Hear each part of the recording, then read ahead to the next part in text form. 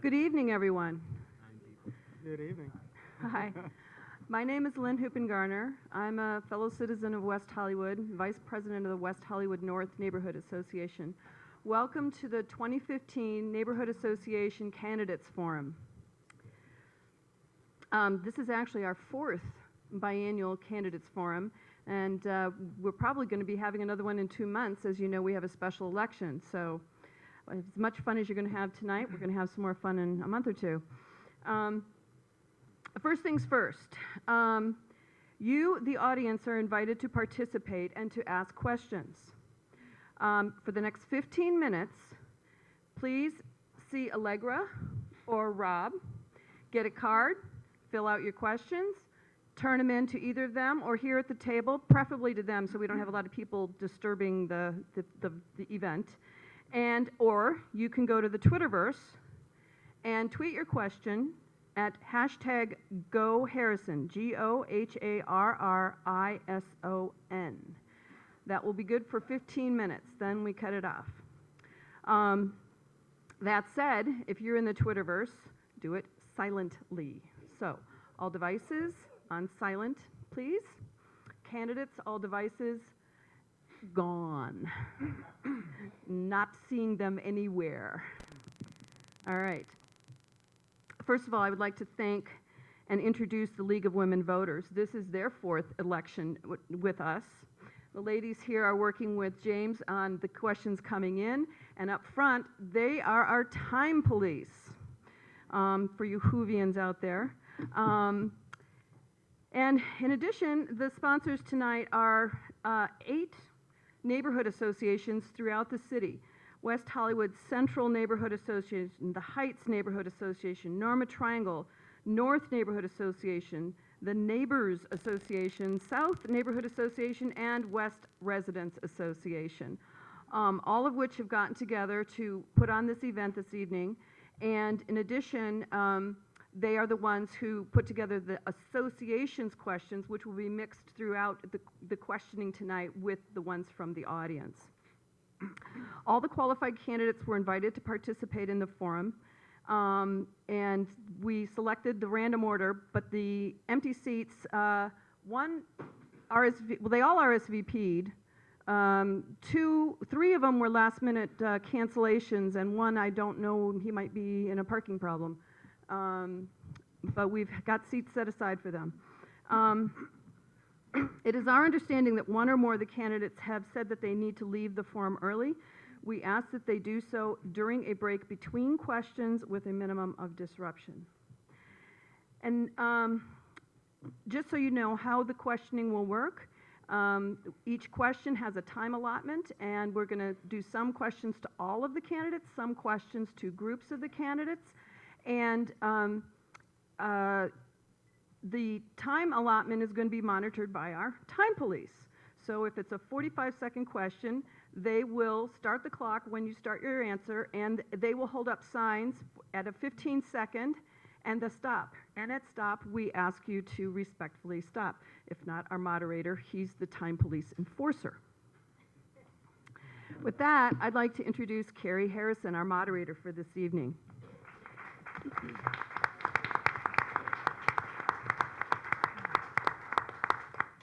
Carrie is a multimedia personality known for his humor and roguish wit, focusing on social topics that impact a global audience, pop culture, and cultural icons.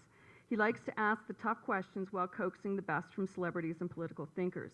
He has been awarded the Vanderbilt University's Distinguished Siegenthaler Award for Integrity, Intelligence, and Courage in the field of journalism, the Sigma Delta Chi Award for the highest honor bestowed for public service by the Society of Professional Journalists, and many other awards. But most importantly, from our perspective, he's a fellow West Hollywood resident. Thank you, Carrie, for moderating the 2015 West Hollywood Neighborhood Association's Candidate Forum. Actually, the applause goes to you for showing up and doing your civic duty.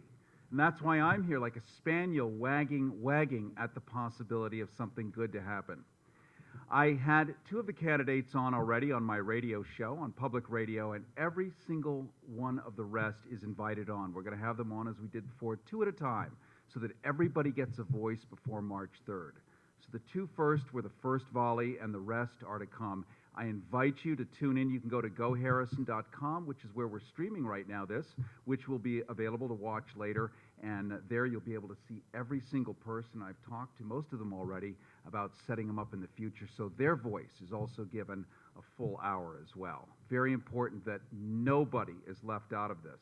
A couple of people are not here tonight by their own choice. They also will have an opportunity to talk as well. But for all of us right here, right now, here it is. And we're going to have some good, clean fun. We're going to suit up and show up on behalf of the humans. Half of us we've never even met before, but we're all here for each other. Let me give a couple of quick, easy rules so that we understand what's going on. And I was already identified by Lynn as the TPE, the Time Police Enforcer. That's code in the industry. Questions have been prepared by the sponsoring neighborhood associations. In addition, a number of questions from the audience here, texted questions prior to this forum, and also the Twitterverse are going to be included. Everybody has 10 more minutes to ask questions, and once again, the Tweety address for those of you streaming right now is #GoHarrison. We're going to begin with each candidate giving an opening statement of exactly 60 seconds. And we're going to follow the order on the dais, beginning with number 1 through 6, and then 1 through 6. So 1, 2, 3, 4, 5, 6, ending at mayor. Starting again, 1, 2, 3, 4, 5, 6. So 6 and 6. I'm an English major, but I can do basic math. All right. Are you guys ready? Yeah. Yes. All right. This will be a 60, actually, I want to start, Yes. Good evening, Christopher Landavazo, and most of you know me from running from 2013. Many of you actually voted for me and supported my candidacy back in 2013, and we were running on a platform of transparency. Many of you will remember that I actually put together a platform that had 10 strategic plans on how we could improve our city and make things better. Unfortunately, almost 3 years later, we're still dealing with the same issues. I'm running for West Hollywood City Council because I'm tired of our city looking like Scandal, a Thursday night show, where you have things like deputy and people that sit on the council who are basically alleged to have done sexual misconduct while serving our city. Our city clearly needs to start to focus on our public safety. It needs to focus on housing. It needs to focus on what truly the people want. And I guarantee you that if you look at the platforms that they're running on, they're the same ideas that I proposed almost 2 years ago. And I'm just asking for the opportunity to serve the city and to do the people's work. Thank you. Thank you so much. We're going to hold our applause afterwards, so everyone gets their full time speak. You're next. Hi. Hello, everybody, and thanks for again for another chance to talk about the issues we face as a city. For me, I've been working on these issues all throughout the year. I don't need an election to get involved. My campaign is about you. It's about protecting the culture of and the spirit of our city while we are bursting at the seams with all these new developments. Please ask yourself, what type of city council do you want? Do you want a city council person who is independent, or one that runs as part of a ticket? Do you want a city council person who spent more time raising money, or more time attending meetings such as public safety and human services? Do we really need 3 ex-planning commissioners on our city council, especially ones that have been part of creating the problem?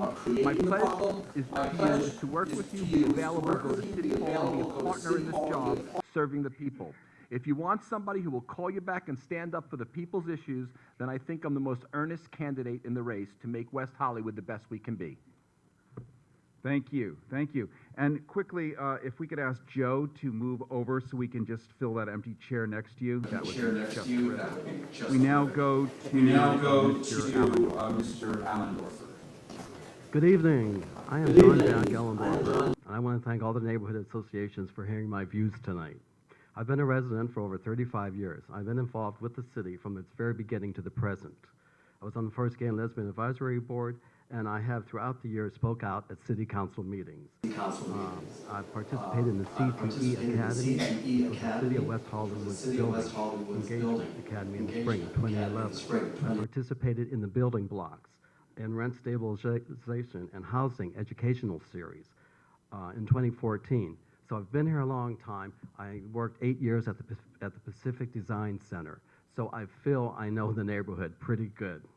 But it has been the last 8 years as the resident manager of my 27-unit building that I've established an affinity for my renters. I want to see myself as a very strong voice on the council for the renters who comprise 78% of the population of West Hollywood.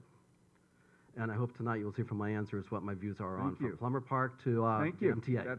That's great. Thank you. All right, we next go to Mayor D'Amico. I'm not a conspiracy theorist, but I'm really allergic to this plant. Could we move that? Because I can feel that I'm starting to tear up in my eyes, and I know it gets me every time. I love it. Thank you very much. Hi, I'm John D'Amico. I'm the mayor, currently serving as mayor of the city of West Hollywood. And what I love about this city is the heart that people bring and their passion that they bring not only to our elections, but to the issues that drive how we got to where we are. And certainly,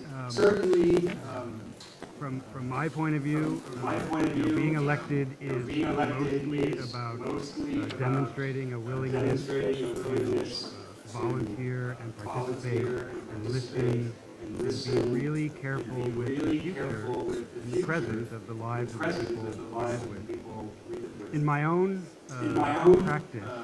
practice, being councilperson, I've tried to bring that to bear as much as possible. And what I love about my colleagues up here is that it's clear they're also willing to do the same.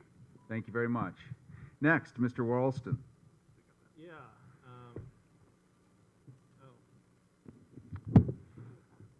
It's on now. It's the best city in the world. Doesn't mean we can't do a little better. We find ourselves in a precarious situation politically. I walk around and speak to people, and I'd say about 80% of them complain about overdevelopment. It's the first thing they mention. Yet our council in the past has sort of gone against the public wishes. And anytime we're in an elected democracy and we find that the officials' wishes don't jive with that of the citizens, we have a problem. There's a lot of money coming into this election from outside interests. No ties to West Hollywood. Federal Public Action Committee. I haven't taken any money from developers because I think it's important to remain neutral. And we need someone that can stand up to outside influence. All right, thank you so much. Next, Ms. Meister. Thank you, Carrie, and to the neighborhood groups, realtors, League of Women Voters, and the people of West Hollywood. Today's forum is perhaps the most important of the campaign for one reason. It's organized by the neighborhoods for the residents. And after all, what is West Hollywood without its neighborhoods and the people who live in them? Our city's unique character is a result of the diversity of our neighborhoods. From West Hollywood West to the Sunset Strip, Plummer Park, Boys Town, and Norman Triangle, West Hollywood is special because our neighborhoods are special. I'm running for city council to protect our neighborhoods from cut-through traffic, from over-the-top development, and from a dysfunctional city hall. For nearly 2 decades, I've worked tirelessly to protect West Hollywood's neighborhoods, representing tenants and homeowners, serving on city committees and commissions, creating change at City Hall. I have stood with you, and I have fought for you, and I will continue to do so as your city council member. Thank you. Thank you. Next, Schukraft. Is it on? Yep. Okay. Yep. Hello. Thank you, everyone, for having me tonight. It's great to see so many people here, and more importantly, it's great to see that all the neighborhood communities groups come together, especially here in Plummer Park. I live right down the street, so I was able to walk here today. Grew up here in Los Angeles, lived in West Hollywood the last 4 years, first on the west side and now on the east side. I've been starting and managing businesses since I was 16 years old, first importing Razor scooters. I went on to start a technology company at 21, employing 111 people on 4 continents. And now today I manage one of the oldest LGBT publications in the country. In talking to the community, we learned that focus on three priorities. One, transparency and accountability within City Hall. Number two, affordable housing, which I think is our greatest challenge in the city of West Hollywood. And three, which we all know, is parking and traffic. And I have a plan. I have ideas for all of these. And I look forward to getting to talk with all of you, either here or online. Thank you.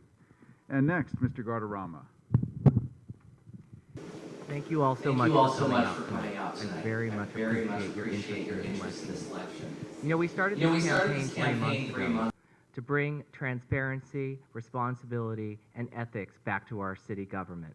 And since we started, I and my campaign staff had knocked on every door in this city, or at least tried to. You know, there are some buildings that just have gates and you can't get in, but we call. And what I'm learning is that all of you want an ethical, transparent, and responsible government. And with your help, I hope to achieve that.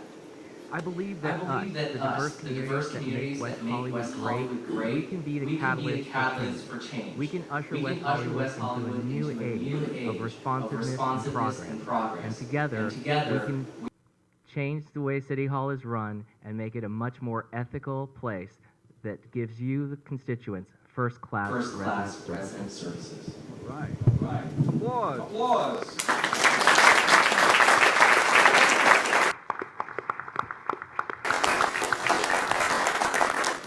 This one is for all candidates. 60 seconds for your response. The city's current general plan allows developers to take advantage of multiple height, density, and reduced parking bonuses, which allows incentives that provide them to build larger projects than would otherwise be permitted by current zoning. Would you be willing to revise the general plan to limit new developments to a single bonus? And we'll start with.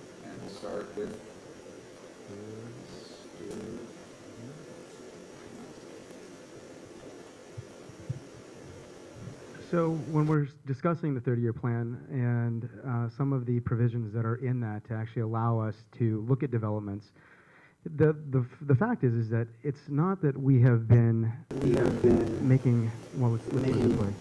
The problem that we've had is that we have not stuck to the plan. Let's just start there. It's not the fact that we need to change it or to block ourselves in to say that we're not going to allow ourselves to look at things.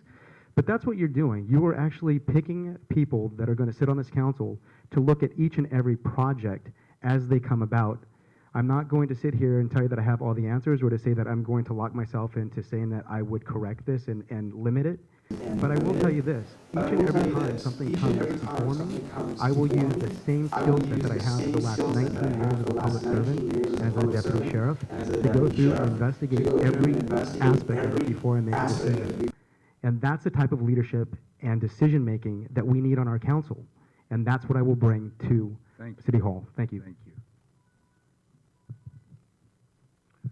Well, on the issue of development, I am for a 6-month moratorium on large-scale development. But as far as changing the general plan, we are governed by the state mandate of SB 1818 that allows us to allows developers to get a bonus to build more affordable housing. So to be able to limit the general plan that overrides state law, I don't think that's particularly possible. But I do believe in compatible and sensible development in all neighborhoods, and we should look at the general plan and zoning codes so that we can update those zoning codes. I live on a street that used to be an R4 zone, which is down to an R2 zone. So if my particular street was restored to an R4 zone, then maybe some of these other big developments wouldn't be going on in other places in the city.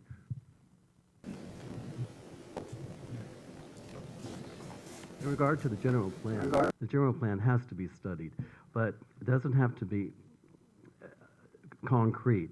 It has to be room for adjustment, study, further discussion. As like I say, nothing's saying concrete. I think it should be looked at. I would propose to go ahead with zone one. And again, everything is unique to the neighborhood. We have to take into consideration each neighborhood, and that development has to respect the people around it in regard to traffic, parking, noise, architectural, physical landscape. Everything is local. Politics are local, and development has to be local to the areas of the neighborhood. Thank you. Carrie, that's a fantastically complicated question you asked, but the short answer from me is that yes, I would vote to amend the general plan to be one bonus for large developments. But I want to go back and tell some of the history. Early in our history of the city, we reached forward and created bonuses for affordable housing and for other ways of increasing development in our city. However, when the state passed SB 1818, we layered that bonus on top of the bonuses that were already established in our city. And we never looked back and thought, is this in the best interest of the city to do what the state asked and remove our earlier sets of bonuses. So when the general plan was voted on, when I first got elected, I removed the bonuses away from the major boulevards. So we still have bonuses at La Brea, Fairfax, La Cienega, Crescent Heights, San Vicente. There are none because it's in the Bar District, and then near Doheny. But all the other streets along our major boulevards do not have double bonuses as it is, and a single bonus because of the hard work I did when I first got elected. But I would say I'd be happy to revisit that and remove them until we get a better handle on our development. Thank you. No, I would be in favor of zero bonuses. You know, we have a general plan for a reason, and the council is pretty fond and proud about the job they did on the general plan. So, you know, I think it should exist as was intended. You know, failing if that's not possible, if there's friction on that, then we should look into some legal recourse. I'm sure there's other communities in the state that have dealt with the same thing.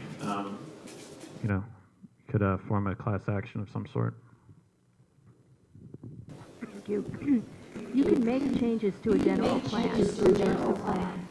I really appreciate the question because I was there during the whole general plan process.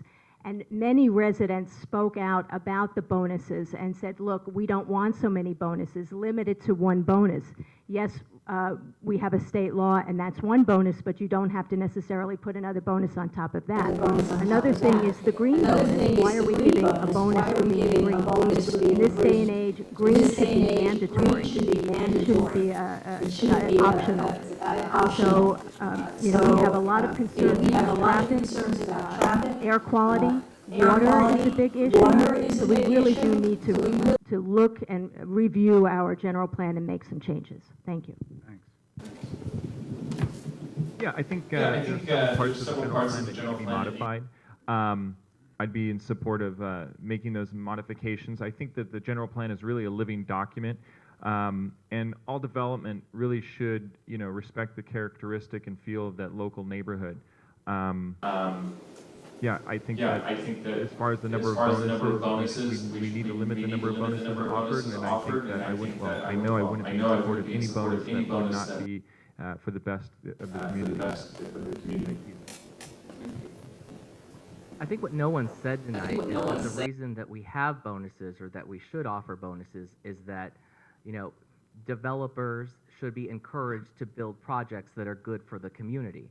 When those bonuses start wagging the dog and start causing developments that are not good for the community, then we shouldn't offer bonuses. Let me give you an example. When SB 1818 passed at the state level, the City of West Hollywood then drafted an SB 1818 implementation ordinance that took the city law, or that took the state law to a whole nother level that isn't being done in other cities. We really need to look at our ordinance that was done in response to SB 1818 that we have control over and see, is it something that's really benefiting the community as a whole, or is it giving us projects that are bringing down our neighborhoods? Thank you.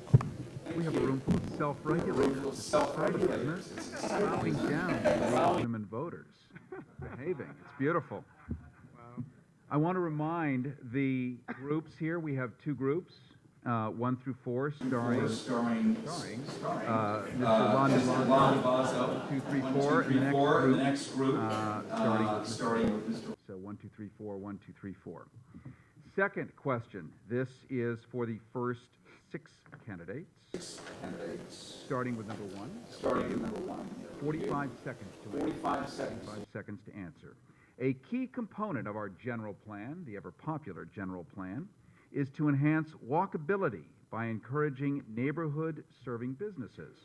How would you propose to both preserve existing businesses and encourage new businesses?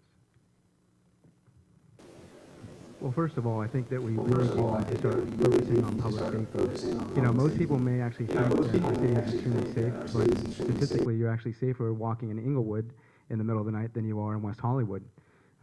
You cannot attract new businesses in a place that they don't feel safe, and you can't have people willing to walk the streets and to actually visit those businesses. The second focus would actually be to work hand in hand with our business community and our chambers to actually help expedite business programs where we have new businesses that want to come and set up and not put so many barriers, because the fact is that once they get a bad taste in their mouth and they know that it's going to take an extended amount of time for them to actually create a business to provide services to our community, then they will leave, and that is something that has happened time and time again. Thank you. Well, on the question of public safety and small business, when we had the accidents like Paul and Hancock, you can easily see a decline in the business coming to the city, and I experienced it every day on Santa Monica Boulevard. When the murders were at 9:39 Palm, there was a decline in business. When the parking meters went up to midnight and Sunday parking was taken away, traffic changed to the particular area. To encourage new business, one thing that we need to do is streamline the process of going through the planning department, which takes an exorbitant amount of time. Big projects and small projects are handled the same way. Also, special event permit fees have doubled over the past 2 years. Thank you.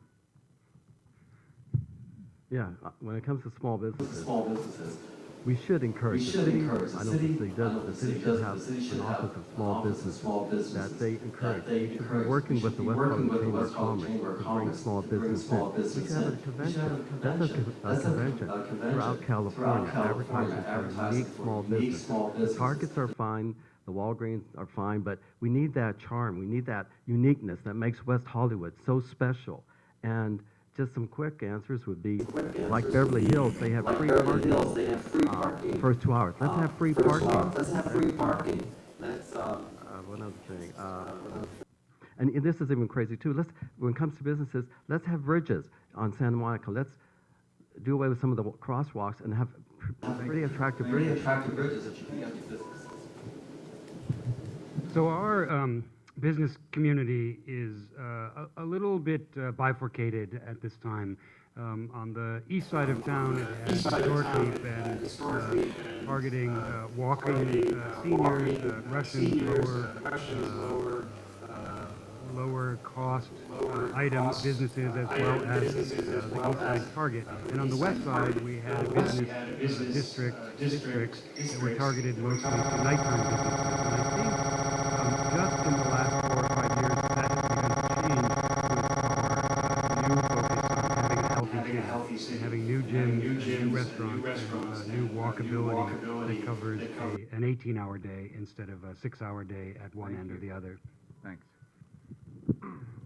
Yeah, so I guess the original question, we don't necessarily want to be encouraging any business to come here. You know, we want the right kinds of businesses. I've spoken to a lot of small business owners and, you know, heard the horror stories about how difficult it is to get a business off the ground. So we need to make sure that at City Hall we have better communication within the ranks that makes it easier on small businesses. I think that because, again, there's so much corporate influence over our council through the Chamber of Commerce and some other groups, that sort of culture has been fostered to where we sort of curtail ourselves to the larger corporations, you know, make it harder for small businesses because they don't have the same legal staff, et cetera. Yeah, we're losing our neighborhood serving businesses. That's a big problem if we want to remain a walkable city. One of the things that is happening is that our businesses are being priced out because of all the development. So what we should be encouraging as a city, and we should be setting an example for this, is adaptive reuse of buildings in order to encourage smaller businesses to come to our city and be able to afford to be here. We also can put forth zoning that limits formula retail stores. That's being done in New York City, that's being done in San Francisco. There's no reason why we can't do that here. Also, we want to make sure that we have a diverse economy, and it seems that our city just pulls for the hotels and restaurants, and we need to have some other businesses welcome. Thank you. Thank you. Since our first group of 6 turned into 2 groups of 4, everybody gets participated. All right, sounds good. I thought I was blocked. No, your math is good. I think it's really difficult to open up a business here in West Hollywood. There's a lot of red tape. It's more challenging than it needs to be. We can streamline the process, and not only do we need to make it easier to open up a business regardless of size here in West Hollywood, we need to really foster their growth and support them. To create walkability, you got to have a lot of businesses within walking distance. I lived on the west side, and that's one of the things I really enjoyed. I now live on the east side, and with these larger developments, you have big spaces which really encourage big box retail. So I think with these new developments, we really need to make sure that there's smaller spaces so we continue to that charm of having local businesses, your local merchant. I think that's... Thank you. There you go.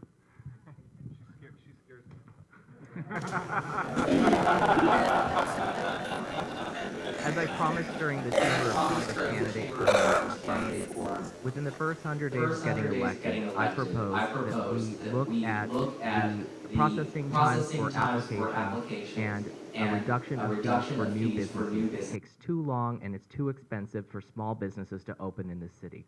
My mother and father had a business on Melrose Avenue that was open for 30 years, and one of the reasons it was a successful business, it was able to stay in business, was because we had a very nice landlady who kept our rents very low, and that's very sad. So we need to look as a city of how we keep neighborhood businesses with low rents. Thank you. Historically, just fascinating note. But the Iroquois, a third of their council were women, on purpose. They knew that if they filtered something through a body of women, it would slow it down, and women would ask questions like, why? As opposed to killing it first and then ask. And so it's helpful to have that in the room. Slow it down and make it fun. Next, for all candidates, 45 seconds. Your response. Current city ordinance allows developers to pay the city $10,000 for each required parking space that they elect not to build, which would normally cost at least $30,000 per space to build. Do you feel that the city subsidizing developers at least $20,000 per space is an appropriate use of taxpayer funds? And if not, what would you propose? Well, first off, the clear answer is no. As a person who self-funded his campaign to keep the hands out of his pocket from developers and special interests, I can tell you that's an exorbitant amount.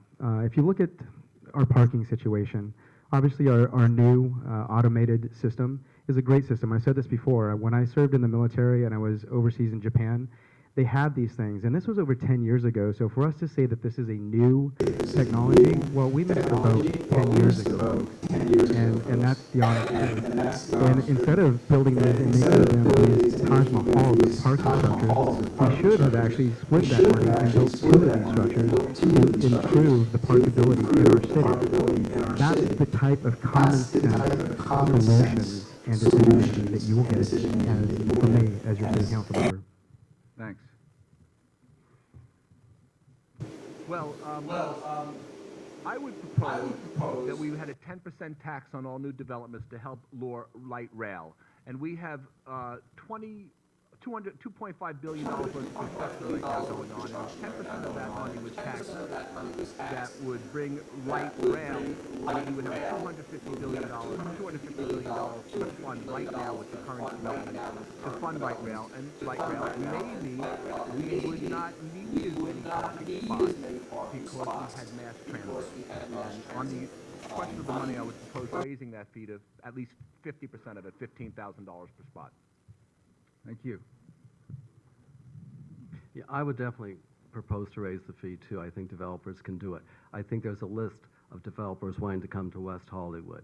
So I think they're asking what our request we want them to do.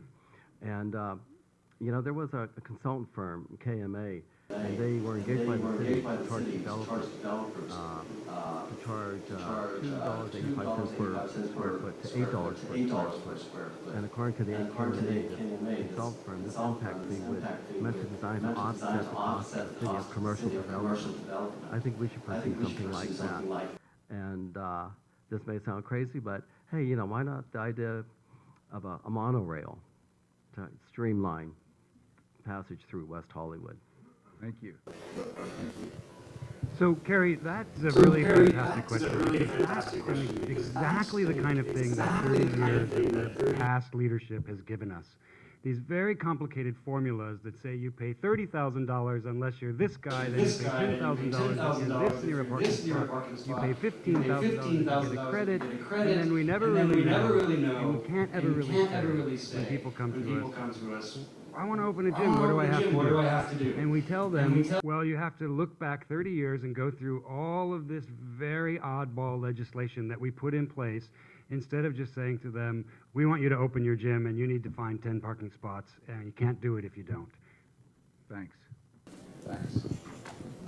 Yeah, so building on what Christopher and John said, clearly it can be simplified.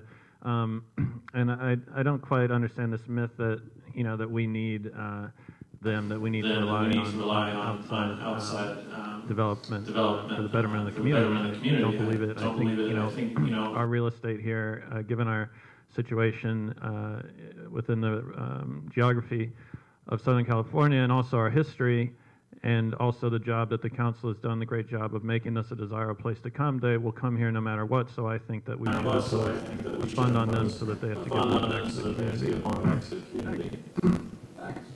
Yep, parking is one of the biggest problems we have in the city. And there are three things that we can do. First of all, we need to review our requirements for new development, whether it be commercial development or residential development. We're not getting enough parking spaces. The second thing is we can't be waiving parking spaces. We had a situation a couple of years ago where one of the benefits of a project was 300 parking spaces, and they came to council and said, oh, well, we can't build this project because of all those parking spaces we have to build, and council allowed the spaces to go away. And we shouldn't be doing that. The other thing is we have $100 million in our war chest. So why aren't we spending that money to build some parking garages? Yeah, I think in support of more of an equal partnership with developers when it comes to the cost of parking. I think there's a lot we can do with parking, angled parking, employee parking, 2 hours free parking. I don't think that new development should be allowed to include less parking for sure. The Hancock Lofts, I think, is a great development. It has 183 parking spaces underneath. I think that's really an ideal development. Residents have their own parking, public parking. But I think the real focus needs to be on alternative forms of transportation, like bike share program. And we really need to educate and convince the community to use the public transport that we have in the community. Thank you. I'm not sure you're giving us enough back from that question, because it sounds like, from the question, it sounds like if you pay $10,000, then you don't have to have a parking spot. It might be under certain circumstances, but I'm not sure it's under all circumstances. That being said, I support development having enough parking for for traffic and for the trips that they are generating. I think it's really important that if you're going to build a business in West Hollywood and you're going to attract more car trips, that you better be able to put those cars somewhere. And it doesn't necessarily have to be in your development, but it needs to be in a place where you have parking set aside that are nearby where people can walk. Well done. The next one is for the four candidates. That will be starting with Mr. Ralston. 45 seconds to answer. Question is, how would you recruit, qualify, and select your commissioners and board members to make sure they have the expertise, knowledge, and credentials appropriate for that appointment? That is a really good question. Well, first of all, let's say that you're appointing a planning commissioner.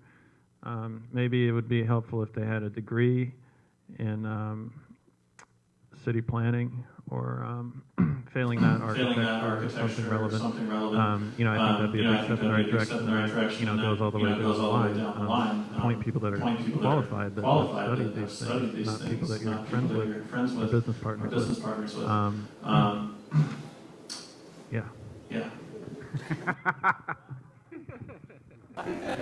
The thing we have to remember, though, that these are citizen commissions that are supposed to be about residents.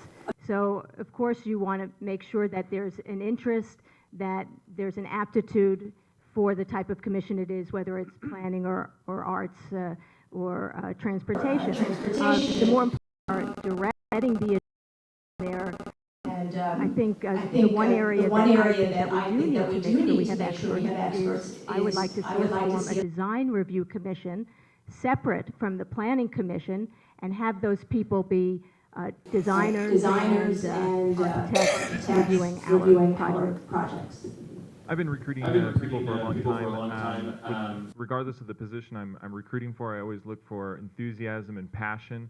I would want to elect commissioners that are passionate, just as I am, about the city of West Hollywood, and of course, they have a background in that particular field. In addition to what Tristan said, I would also look for people who can understand what the certain, applicable law is, for instance, a zoning code for a planning commissioner, and be able and willing to implement that code regardless of what their personal beliefs are. I think it's very important that commissioners apply the law. Another thing that I think is truly, truly important is that if you are going to be a commissioner and you decide to run for office, you should have to leave your commission, because I see a lot of commissioners that are fundraising from people that come before them, and I find it very, very troubling. All right. We're going to go to audience questions. I want to acknowledge everybody who showed up. We have a packed house. This is what civics looks like. This is what people who love their city looks like. And I think it's definitely appreciated at this table. It's definitely appreciated in these rows that we're all here together, changing things in a better way, we all hope, right? Audience question, 30 seconds to respond. We're going to start with the first four candidates. Sorry? Did you get to answer that question? No. You're done. Except for this. First four candidates, group number one. And we're going to start with number four. That would be Mr. D'Amico going backwards, ending up with Landavazo. How do you like that? 30 seconds to answer. Audience question number one. Explanation. Locally, there was an shooting as well. Does the city have enough oversight and authority to investigate? Really, 30 seconds? That's really intense question. So we contract with the sheriffs, and the sheriff's department by law has 5 oversights for every police when a weapon is discharged, and we in the city have a 6th one, and we also have a director of public safety, Tristan. And I myself have met with the sheriff's mayor 5 different times to talk to the sheriff's department to talk about incidents and actions that we can take to make our relationship better. Yeah, when it comes to the sheriff's department, I think right now, like in regard to the 939 killings, we should have a task force look at the current police force, and we should also have an oversight civilian board looking over our police force. Maybe in the future we could think about police force, but right now let's do something immediately, especially that the civilian oversight board, I think, should look at the police and make them become more transparent. Thanks.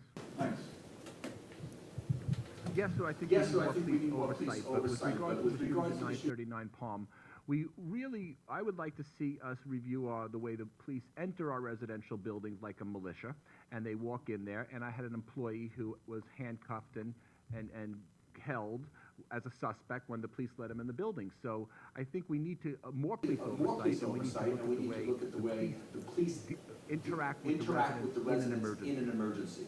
I bet you love this. The honest answer is that it's a very difficult job, and many folks who have never worn a badge or a gun really have no real insight to what it's like. When it comes to the oversight in the Sheriff's Department, anytime you get in a use of force, and even more so now, the eyes are definitely upon you, and they really do a fine job at going through and looking at each one of these situations. Do we always get it right? No. But if you look at my community plan, you'll know that I do advocate that we start beats that are designed to actually put law enforcement in specific areas in our city. So much. Okay. Second question. Audience 30 seconds, once again. 30 seconds. This goes to the second group of 4, starting with Mr. Guardarrama. The question is, do you think that campaign contributions from developers, either local or out of town, create a problem? So, I have taken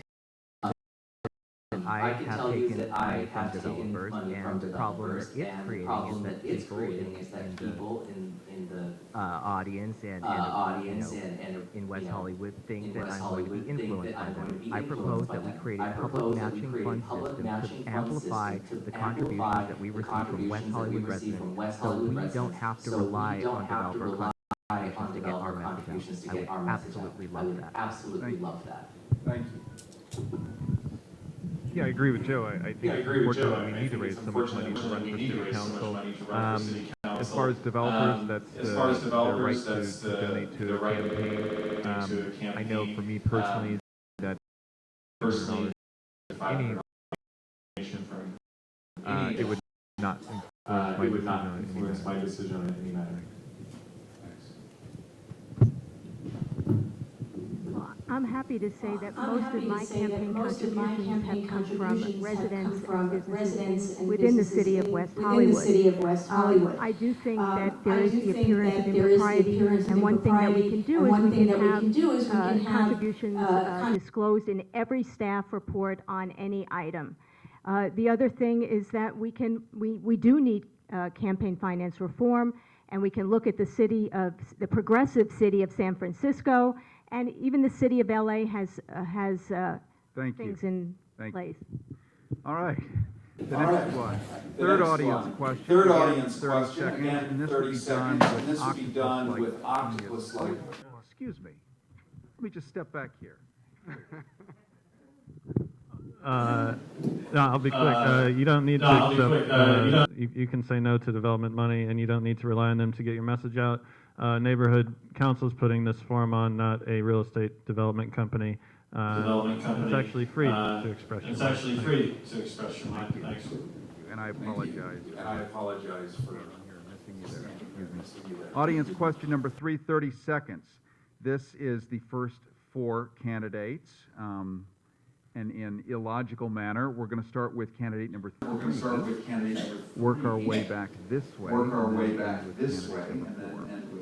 This would be, should the nighttime parking meters, or parking hours rather, nighttime parking meter hours be removed? I don't think they should be removed, but I think they should be rolled back. I think right now it starts at 9, I think it goes till 12. There should be a rollback for both the daytime hours and for the nighttime hours. I'm definitely for rolling back the hours. And that's my main answer. I just think there should be a definite rollback of the hours. The hours should be rolled back to 8 p.m. The way they were. The meters take money. We just changed the policy where the meters are taking money past midnight, and they keep taking money. But if you put money in and there's time left over, you lose that money. We need to go back to free Sunday parking, have an all-city parking pass proposal that allows you resident guest pass to allow you to keep shops by parking at city garages. And the other thing is the towaway traps, which are part of the parking situation, the towaway traps where people are getting towed out in front of my store at all times. Thanks. I would definitely support rolling back the meter hours. Additionally, I also think that we have to look at how much we're charging in fees for parking tickets. You know, $78 for some people is their food for the week. And if you're a young person moving to our city and you get one or two of these tickets, you may not be able to pay your rent.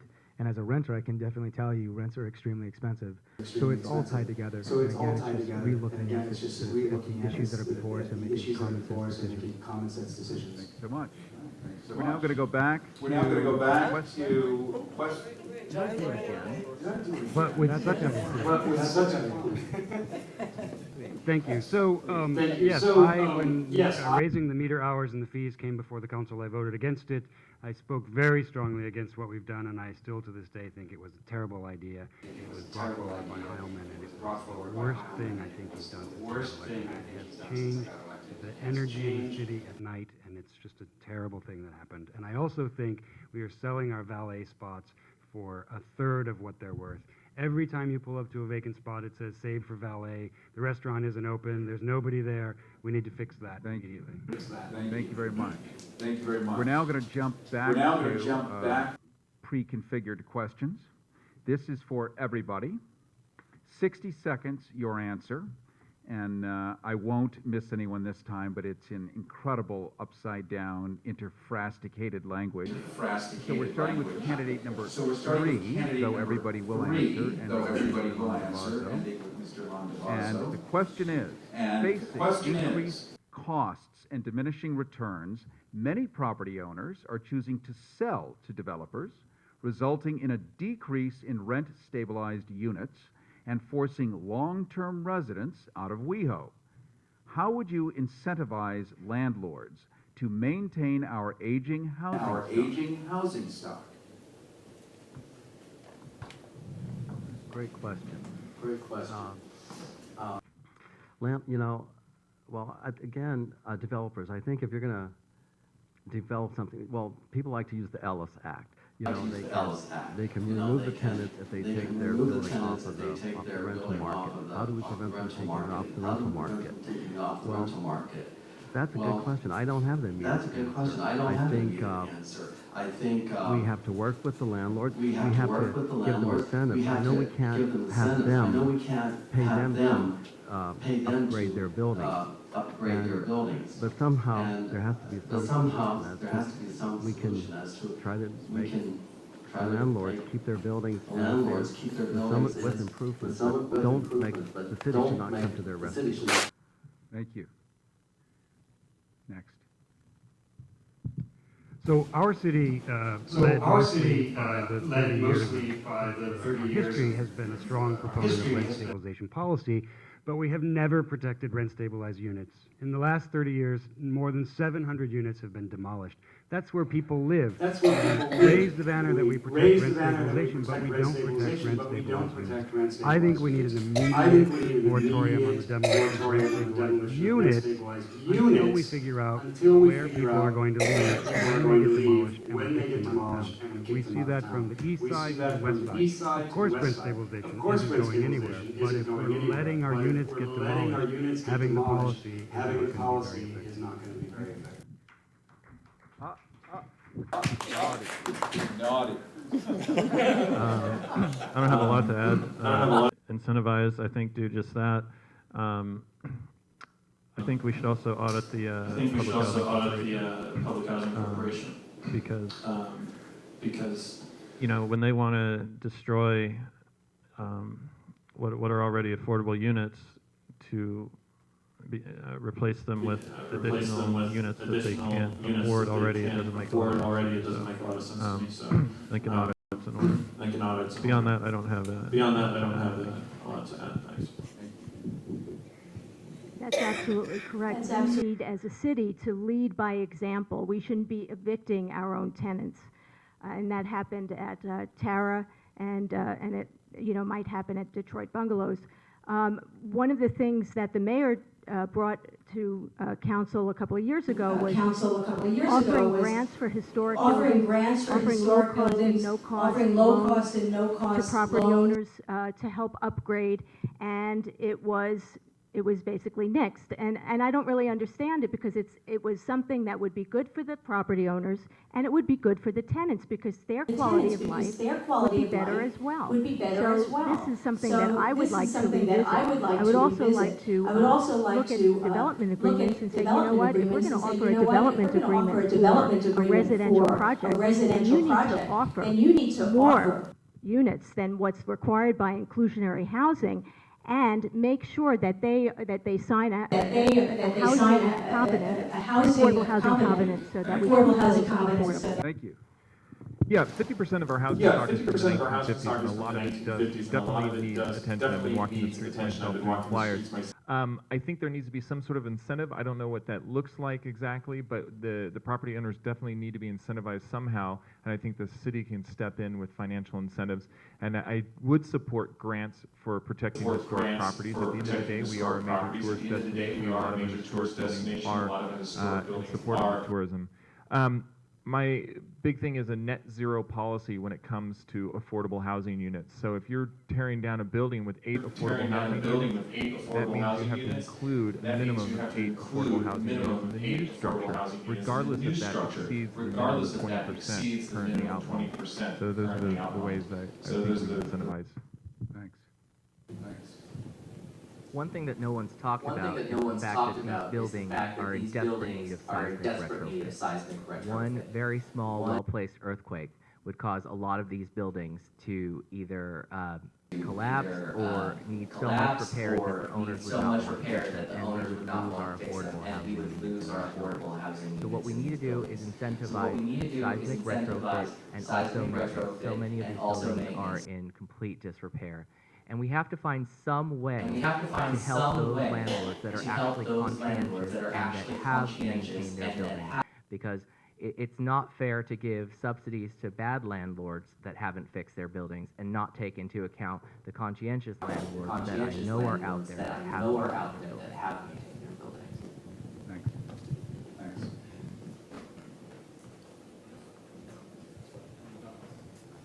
The question of an aging housing stock and the increased costs and diminishing returns. There are two ways we can incentivize the landlords in order to help with that aging housing stock after, say, 50 years or whatever the threshold is. So, rented. Has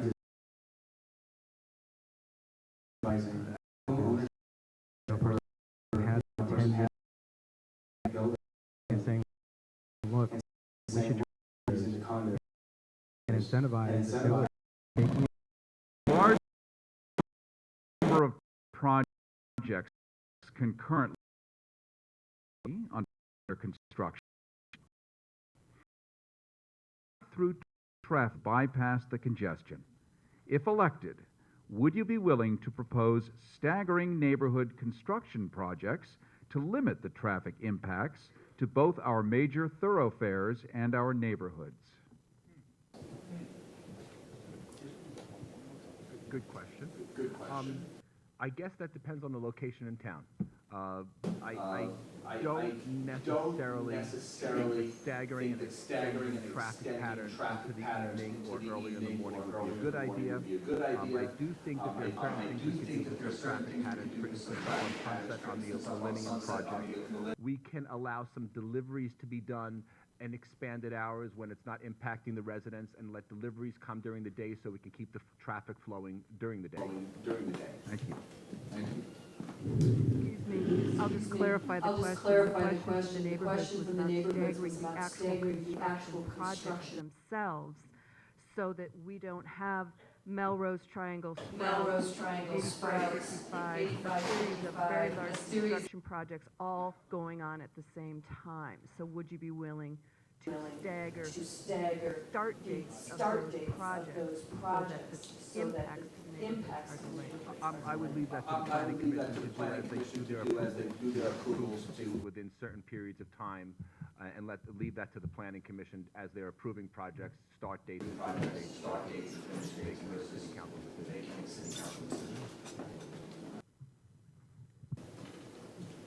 So I think that sometimes we kind of tend to look at these things as if they're going to go on forever, and and we plan around that and make decisions that are going to impact us far into the future.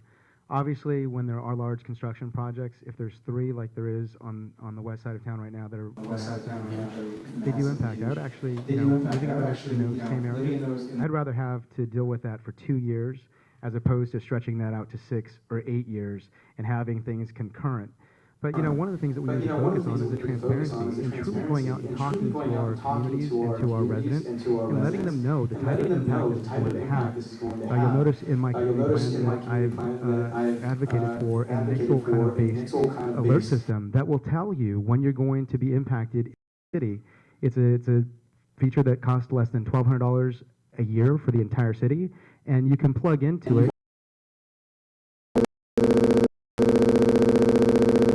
Again, make the community project, make them aware of what happened, and have strong input as to when that project starts, and such as to how much they're going to proceed with the project, how fast. So I think the Planning Commission has to work with that community at hand as to how they're going to be staggered. Traffic mitigation in the form of traffic officers vote for it. I think that traffic crowding in our thing that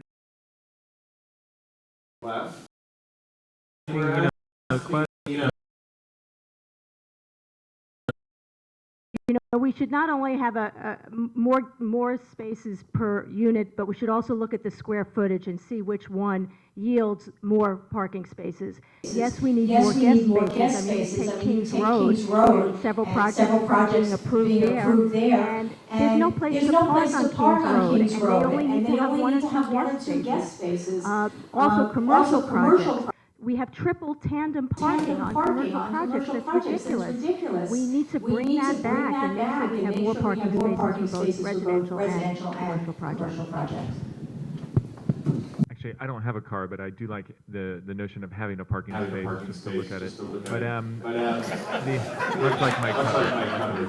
But yeah, it makes no sense to me. Every bedroom should have 1 parking spot. I've never heard of a half a car. And I do believe that you should have guest parking for sure. I think we need to study how we're looking at parking, because in some cases, I live in a one-bedroom apartment with my husband and 2 dogs, and we have 2 cars, so we have to rent another parking spot. So maybe even one-bedroom units may need 2 parking spots. We need to really look at this city, because it's getting more expensive to live here, and we're going to have more people living in our units. So maybe we need to look at parking. Also, at the same time, I believe that as we become more congested and public transit becomes more accessible, a lot of us will start to take public transit, so maybe that will start to reduce our need for parking spaces. But we just need to be open to new ideas and willing to look at how we're behaving now and how we plan for the future. I definitely concur, and I'm not going to weigh that you would experience at a normal city council meeting. So I'm just going to say yes, we do need to have one car, 1 parking space.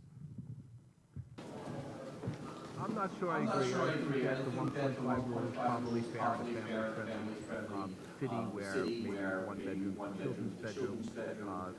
What I would do in those buildings is expand the requirement for guest parking and additional parking spaces besides the requirement for 1.5 parking spaces per bedroom, but additional handicap and other parking spaces required in the building that can be used. Yeah, I think every 1 bedroom per parking space, and also when it comes to commercial parking, they should provide for their employees, for their visitors, and for the customers. Too many times I think the commercial properties in West Hollywood don't provide enough parking for as guests and their employees. So I would really stress the commercial parking do their part. All right, thank you. Thank you. Next one Next is one for the is for the second second group of candidates. And we're going to start with the third candidate of the second group. That would be Mr. Ralston, ending with the mayor. Or sorry, Ms. Meister. Thank you. Nope. Ladies are Bingo. Bingo. That's next door. Yes, exactly. Here's the question. Here's the question. 30 seconds. 30 seconds. Response. Airbnb-type services that remove residential units from our housing stock also introduce a transient, non-resident element to our neighborhoods. Do you feel that this is an issue, and if so, how would you propose to address this issue? Yeah, I do think Airbnb is an issue, and I've been to many of the task force meetings about this. First of all, it's a security issue. You have people who have access to a key to a security building now who have not been vetted by the landlords. It's an issue in terms of our rent stabilized and rent-controlled units because people are renting out their space for much more money than they're paying, and people who really need those units should have those units. So at this time, I don't think that Airbnb is a good idea. Thank you. I'm not against the Airbnb. I think that you should be able to do anything you want with your own property if you are, in fact, subsidized housing and utilizing it for Airbnb. That's not correct. I think that Airbnb does vet their tenants. There is a background check. How extensive, I'm not sure. I don't think it affects our lodging revenue at all. The person who wants to stay in an apartment is not the same person who wants to stay in a five-star hotel. Five-star hotel on the Sunset Strip.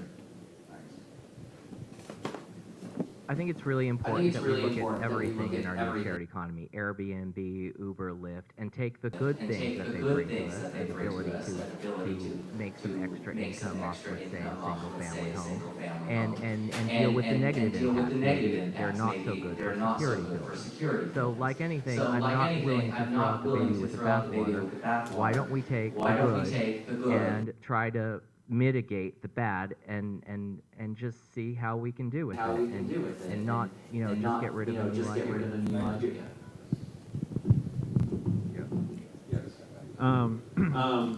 Yeah, I don't really see the need for an ordinance because I mean, if you're Airbnb-ing in a rented unit, you're probably going to get kicked out of that building at a certain time. So it just seems like personal responsibility. If you own and you want to Airbnb, that doesn't sound like a good idea, but you're right. And I've heard the council speak negatively about some of these new ideas like Lyft and Uber, and I hope that they don't all get grouped in so that because these are services that people use. I don't know. I don't Airbnb, but it's your house, Thank you. Thank you. Okay, next one. Comes from the audience. 30 seconds to answer. The first four candidates, starting with the first candidate. Question from the audience. 30 seconds. Do you support directing city staff to provide resources to prioritize completion of the pedestrian and bicycle mobility plan, which has been stalled since 2013? I think they first need to stop spying on one another and actually start to look at what we're doing as a city. That might be a good start. Do we need resources with regards to our bike and pedestrian walkways? Yes, we do. Obviously, we know that we've had some incidences where people have been badly hurt, and I think anytime that we have a public safety issue, that does need to be our priority. So yes, I would. Yes, I would support directing staff to get involved because we need more connectivity and we need to be able to. In the past, yes, I would support that. In fact, we have bike lane. The law says that where you have a bike lane or a share road, you're supposed to be in the street. When you're on the sidewalk, if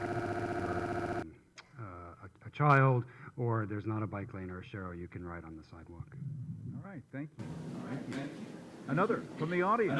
30 seconds to answer. The second group. Starting with the person in the second group.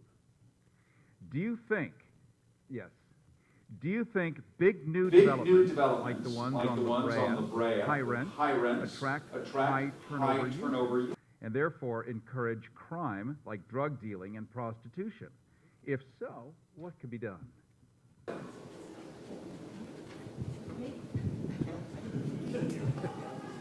Well, I do think that those developments are having high rents, and what we're getting from it is Airbnb, actually, at those developments. And when you don't have businesses go into a place within a period of time, within a reasonable period of time, you will have public safety issues. And that's why I think that we should have some kind of regulation that when a new building is built, you have to fill that space within a reasonable period of time. I live in one of those new buildings. I live in Dillon. I can tell you that there's no new crime because of there are high rents though. But I think if there is crime in the neighborhood, it's the fault of the sheriff's department for not being more active on the east side. I live on the west side. I can tell you that it's 10 times more active over there than they are on the east side. I would like to see more sheriff's presence on the east side, but I don't think new developments such as the Dillon generate more crime. Thanks. Or prostitution. My answer is that no, I don't believe that the high-end residential units on La Brea and Santa Monica actually encourage prostitution or crime.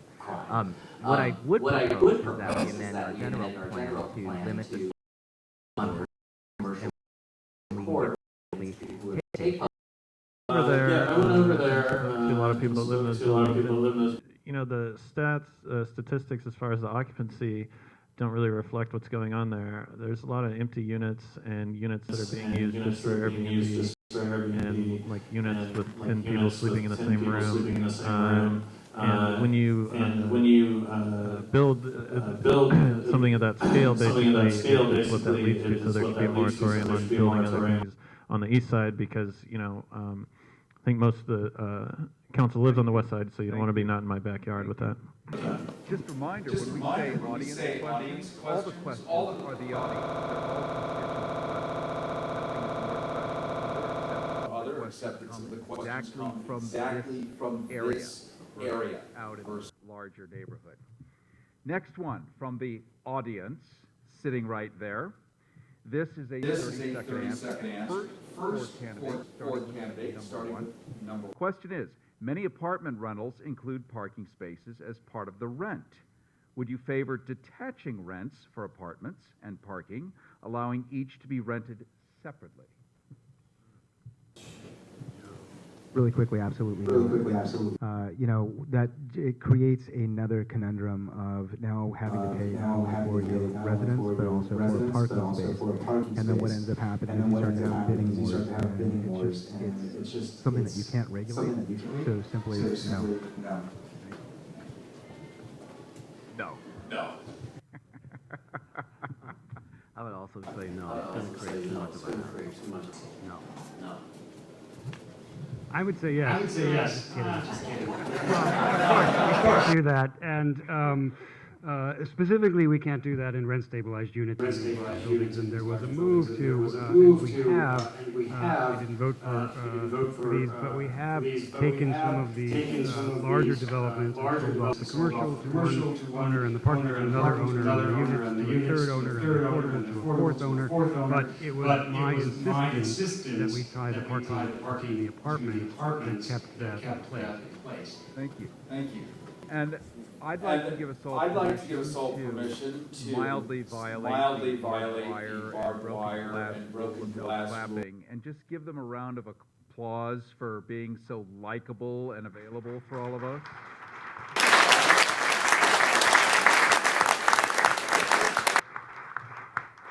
Now, back to the fun.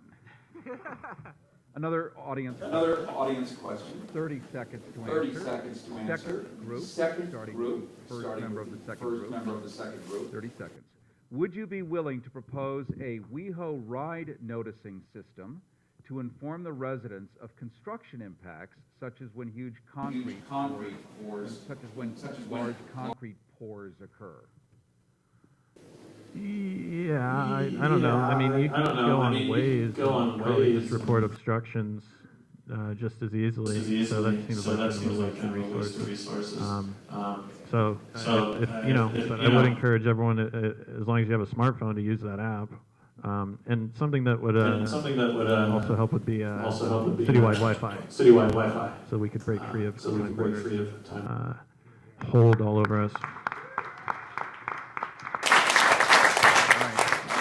Well, you would have to get a permit in order to have major construction and have a cement pour. So it wouldn't be crazy to say, let's have an app that tells you when there is going to be a cement pour in a certain place, because the city has that information. They have permitting information. So I do believe that on very big projects, they should be noticing the neighborhoods, and plus the city can talk to the neighborhood groups.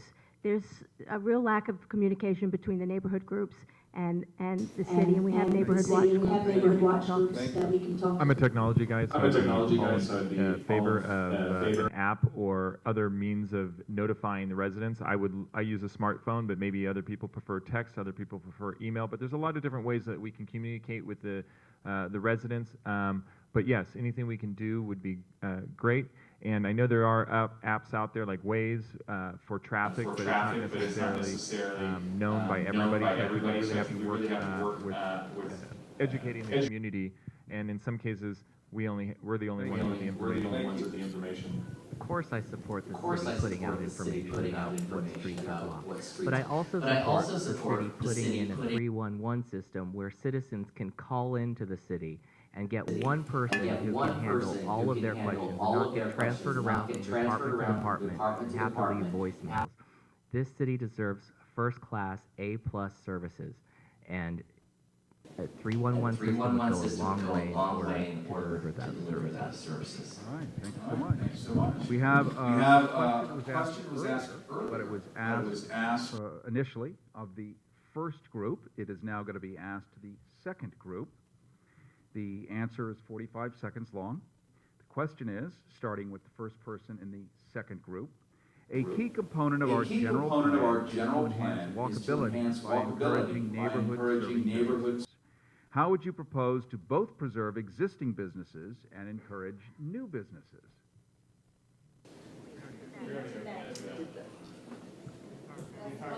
Let's invert it. How do you like that? I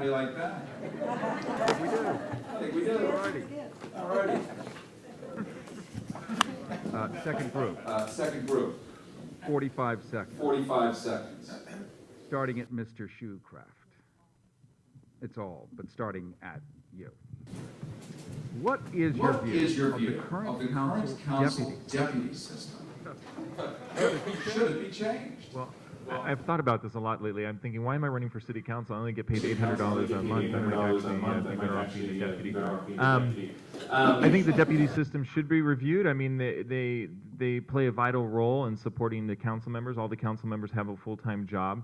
I don't like to see bickering. I don't support that. They should be professional, especially for the amount that they get paid. So that would be the first thing I would look at is instilling professionalism and camaraderie among the deputies within the city. Such a good question. We're actually to everybody on this side.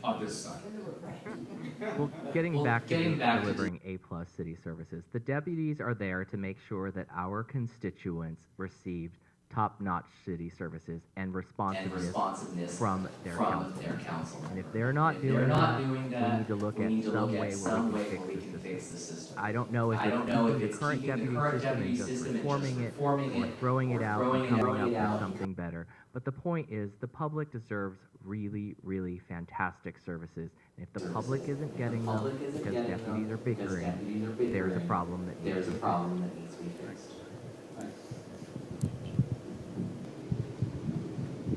I think that leadership comes from the top down, and that the deputy is absolutely a reflection of the council member that is seated there. And so, when it comes down to it, I will say this: it's an absolute shame that the deputies that are currently under investigation kind of bring shame to all the city employees. They are hardworking. They are out there trying to make our city a great, livable place, and I don't think that they get enough credit. So for me, I will tell you this. I would not stand for a deputy that would not provide the same type of ethical leadership and the type of care that I would extend to every one of the residents of West Hollywood. Thanks. I'd be all for tossing out the deputy system. I think the deputies should be city employees that are specialists in legislative, building agendas. They should be able to rotate, and they should be nonpartisan. They should not be campaign managers. Not the salaries that they make are out of control. It's a 5-member union. I wonder, what happens if the 5-member union decides that they're going to go on strike because they want more money? Does the whole city shut down because there's no deputies? And that's how those salaries got out of control, because it's a 5-member union just for the deputies.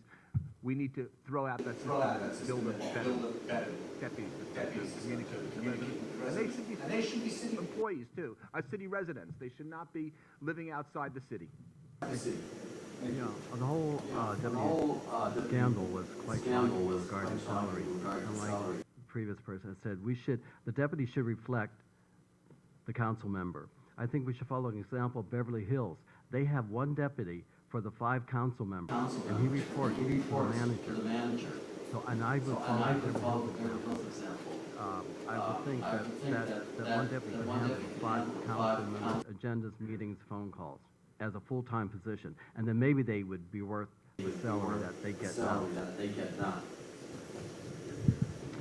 So on the next agenda, on Monday, I'm putting forward an item to transition over the next 6 months the deputies out of their positions while we elect council members on the 2nd, and rather on the 3rd, and then in June, and then over 6 months come up with a community-serving organization that has a legislative arm and a community outreach arm. I want to say that my deputy was exemplary. She has not used the credit card inappropriately or written notes inappropriately, and yes, she's been a polarizing figure in some ways, but every single resident that I'm aware of that has asked for her assistance has received it in an exemplary way.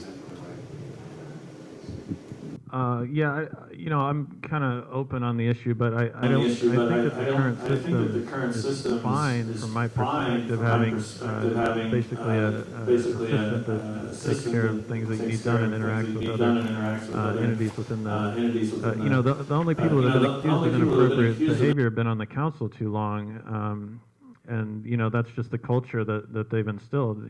Don't appoint someone that you met at Rage to run your office for you. That's it.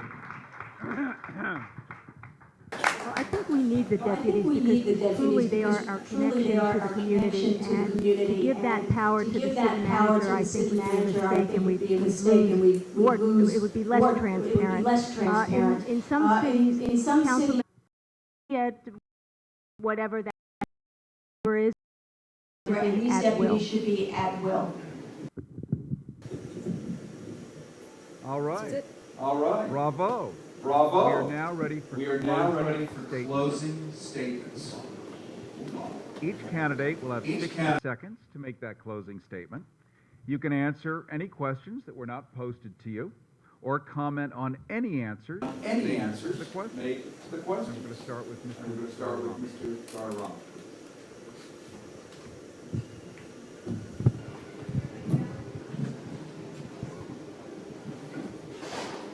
As this election comes to a close, I haven't asked for your vote. I've tried to earn it. And if you just go to my website, you will see the individuals and organizations that have given me their endorsement. I'd like to list a few of them now because I believe they're important.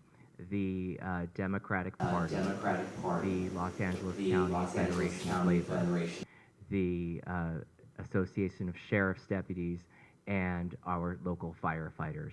And these are community groups and organizations that share my values, and they have put their trust in me. And I ask now that you consider me. On my website, I hope the opportunity represent your voice in Hollywood City Council. With that, I ask you to Resident news. It doesn't have to be this way. So if you're concerned about over-the-top development, I've got good news.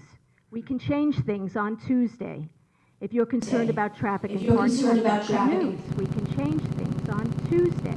If you're concerned about housing affordability and income inequality, I've got good news. We can change things on Tuesday.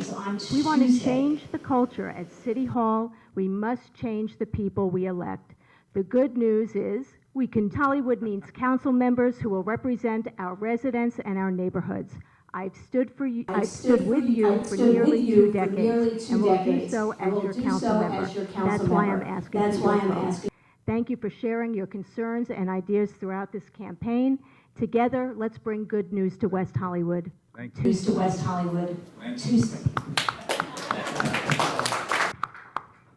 Tuesday, March 3rd. Thank you all so much for coming. I really appreciate it. Stand and exercising. vote. Many more. Encourage you.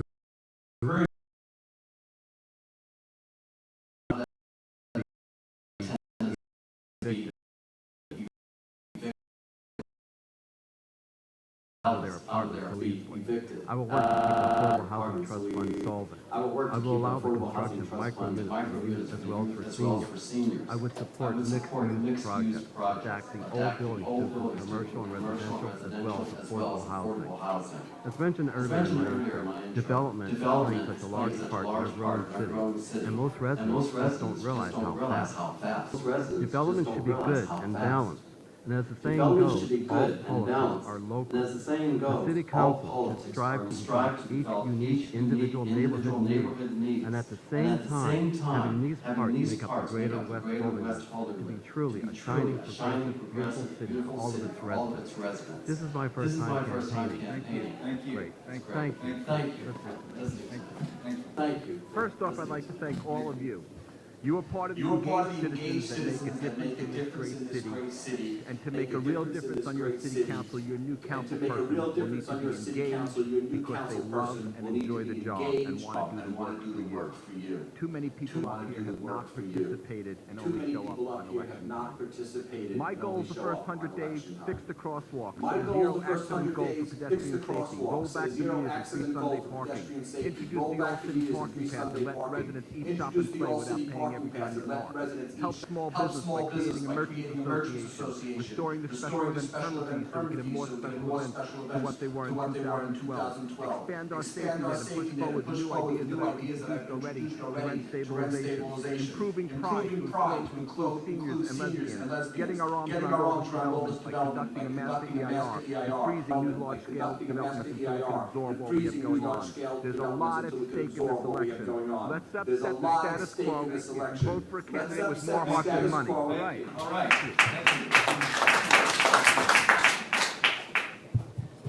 Well, at least we know everybody can read. You know, I think that when you look at me as a candidate, I am a person of action. And when I ran in 2013, I led the actions that I wanted to see reflected in our city. Whether that was about transparency, whether that was taking care of our renters, whether that was looking at new ways that we could improve our city. Well, I can tell you this, the candidates have proved it. My plan works because they are all touting the same ideas that I proposed 2 years ago. What I'm asking you to do is give me the opportunity to be your voice on council. Now, I've been asked many times why I have not been so visible this last 2 years. Well, quite frankly, when you run in a city that you work for, it can become very difficult because there are a lot of pressures that are put on you. I have not shared this publicly, but I tell you this, my heart and soul is here in West Hollywood, and I'm asking you each to give me the opportunity to be your voice, to be a person that has not taken any donations whatsoever, to represent you in our interest. Thank you. To represent you and our interests. Thank you.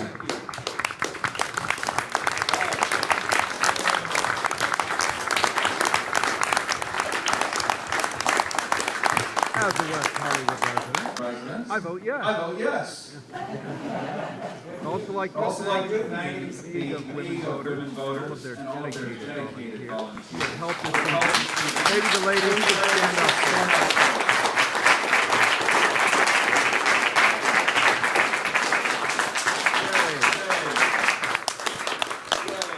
We also want to acknowledge all of the sponsoring neighborhood associations and the candidates.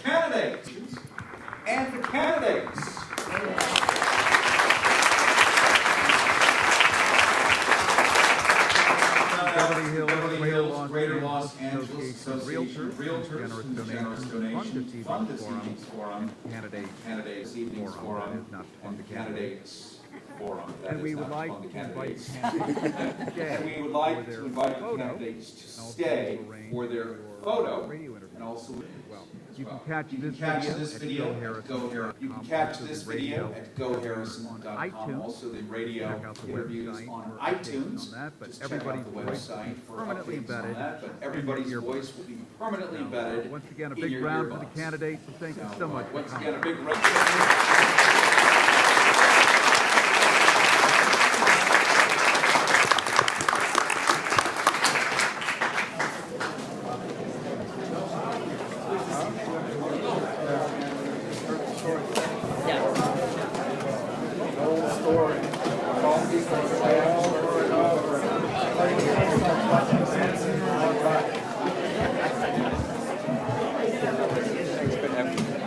Lynn.